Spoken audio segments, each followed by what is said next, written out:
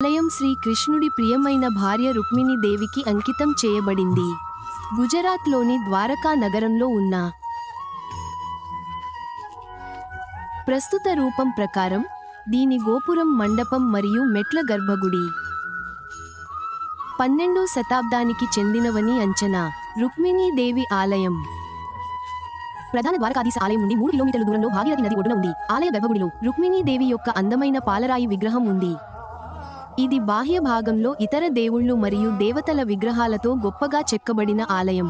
పురాణాల ప్రకారం దుర్వాస మహర్షి శాపం కారణంగా శ్రీకృష్ణుడు మరియు రుక్మిణీ దేవి 12 సంవత్సరాలు విడిపోవాల్సి వచ్చింది మరియు ద్వారక నగరంలో ఒక రాజభవనం ఉన్నప్పటికీ రుక్మిణీ దేవి నివాసం కోసం ప్రత్యేక ఆలయం నిర్మించాల్సి వచ్చింది.